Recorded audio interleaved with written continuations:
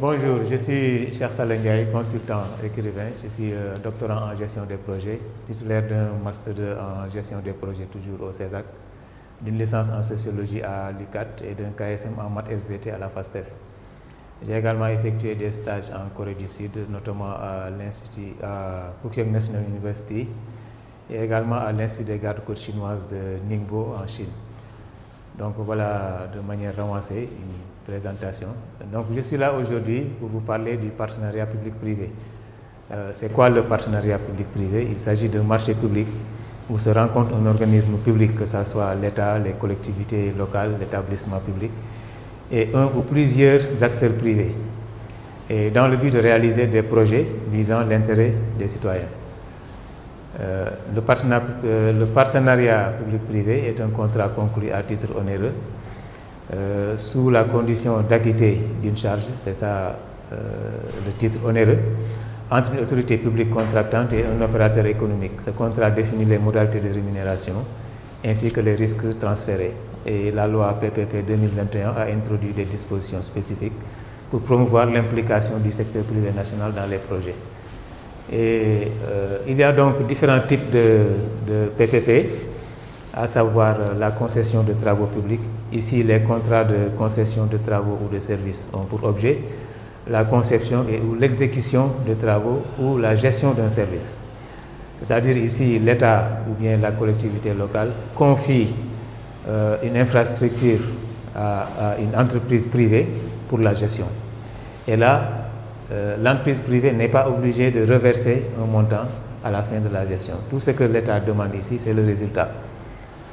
Et le suivant, nous avons l'affermage. L'affermage, c'est le type de contrat le plus conseillé, parce que ici, c'est un contrat par lequel le délégataire s'engage à gérer un service public à ses risques et périls contre une rémunération versée par les usagers. Et le délégataire reverse à l'autorité publique une redevance qui contribue à l'amortissement des investissements concernés. Si on fait la comparaison avec le précédent, qui est la concession, ici, il y a un montant à verser pour amortir les investissements. Parce qu'un investissement qui n'est pas amorti n'a pas de sens. Si on investit des milliards, par exemple, dans les collectivités locales, on vise à amortir cet investissement-là. Ce qui fait que si l'investissement est productif, il y aura un montant à réserver pour amortir ces investissements-là. Donc c'est ça qui fait la différence avec le type de contrat précédent. Nous avons également la régie intéressée. Ici, l'autorité publique rémunère le régisseur intéressé en lui versant une redevance fixe en plus d'un pourcentage sur les résultats d'exploitation. Donc ici, c'est comme si le régisseur intéressé est un employé, mais ici, la seule différence est qu'il est impliqué dans la gestion. Bien que c'est l'autorité publique qui est chargée de la direction de ce service, mais on peut donner une certaine autonomie de gestion au régisseur. Nous avons également la gérance. Et la gérance, c'est ou bien la location-gérance. Donc la location-gérance ou gérance, donc la gérance libre permet au propriétaire d'un fonds de commerce. Le propriétaire, c'est le bailleur, d'accorder à un commerçant locataire gérant le droit d'exploiter librement ce fonds. Et le locataire gérant exploite le fonds à ses risques et périls et s'engage à verser une redevance. Ici également, il y a une redevance, contrairement à la concession. Donc, il y a également le bail emphytéotique administratif. Ici, c'est un contrat d'occupation domaniale qui peut être octroyé à une collectivité territoriale, à un opérateur économique, en vue de la construction de locaux. Donc, c'est octroyé par une collectivité territoriale. Donc, c'est une parcelle de terrain qu'on octroie à une entreprise privée, n'est-ce pas, pour une construction de locaux. Et c'est la collectivité qui occupera ces locaux-là, n'est-ce pas, à la fin du contrat. Donc, il deviendra propriétaire à la fin du contrat. Le bail peut aller jusqu'à 10 ans, 20 ans, 30 ans. Ça dépend de l'infrastructure. Il y a également le bail emphytéotique hospitalier. Ici, c'est un contrat de location, un simple contrat de location, qui lie un locataire qu'on appelle l'amphithéote et un propriétaire qui est le bailleur. Et le bail emphytéotique peut être contracté entre un investisseur et une collectivité locale. Nous avons également l'autorisation d'occupation temporaire. Ça, je pense que c'est plus courant. Donc, tout en restant propriétaire du domaine, propriétaire entre guillemets, parce que la collectivité locale est censée gérer le foncier, n'est-ce pas? Donc, il reste propriétaire, mais il peut valoriser le terrain en mettant à la disposition d'une entreprise privée. Donc, sous la forme d'une autorisation d'occupation temporaire. Donc, l'occupant occupe le terrain, mais de manière temporaire, pas de manière continue. Donc, lorsque l'élu local jugera nécessaire de récupérer ce terrain, il le récupérera. Nous avons également, nous allons parler, donc voilà les différents types de contrats dans le domaine des PPP. Et l'importance maintenant du partenariat public-privé. Là, on va essayer d'insister un peu parce que le PPP constitue un outil d'externalisation du financement des investissements. Vous savez que l'externalisation, ça contribue à la réduction des charges d'exploitation, n'est-ce pas? Ça contribue également à l'amortissement des investissements. Comme nous sommes parfois dans un contexte de raréfaction des capitaux, les gouvernants ont parfois des problèmes de trésorerie, ce qui fait que pour investir, ils font recours à des privés. Donc, ils externalisent en fait ce que font les entreprises privées. Des fois, ils externalisent par exemple la sécurité, la santé, ils externalisent beaucoup d'activités qu'ils pouvaient réaliser au sein de l'entreprise. Ici, c'est l'État qui externalise. Donc, quand on le revenait un peu.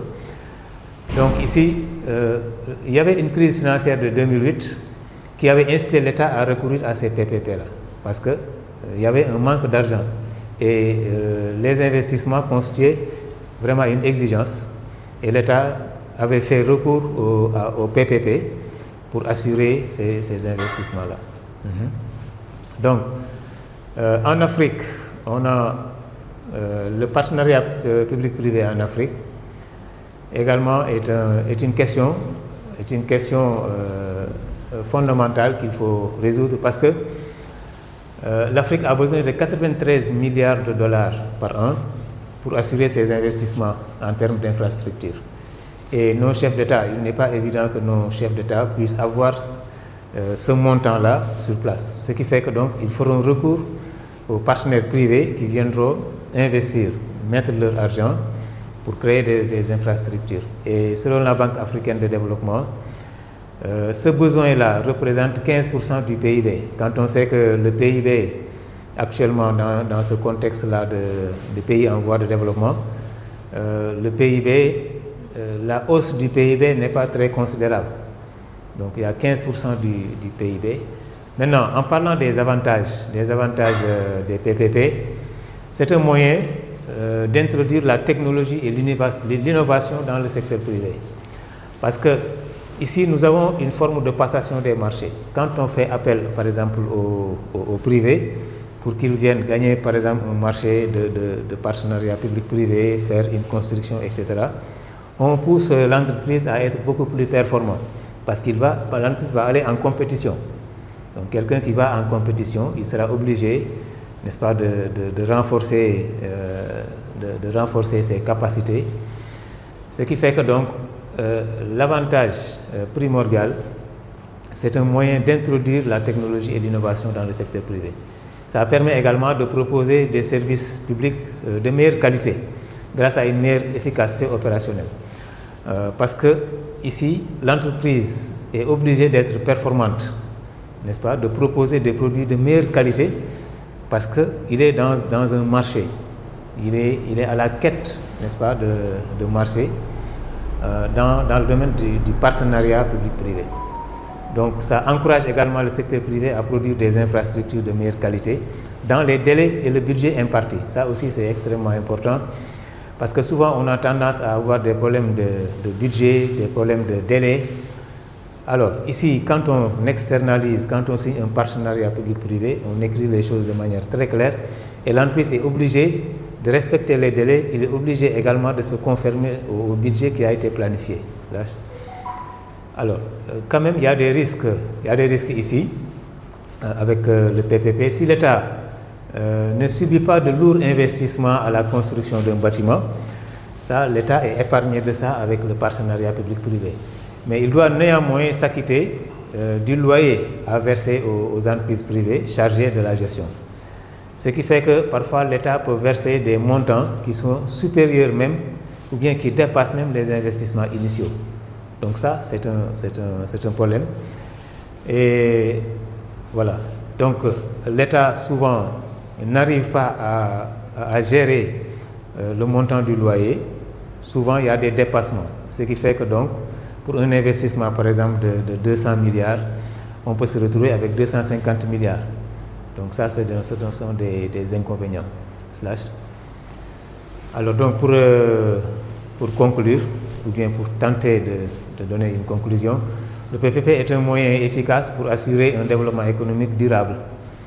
En effet, il aide à résoudre les problèmes de trésorerie destinés à l'investissement. Je l'avais dit tout à l'heure, lorsque l'État doit faire face à un certain nombre d'investissements et que sa trésorerie ne lui permet pas de faire ça, donc le partenariat public-privé est un moyen de régler ce problème-là, d'investir, de créer des infrastructures.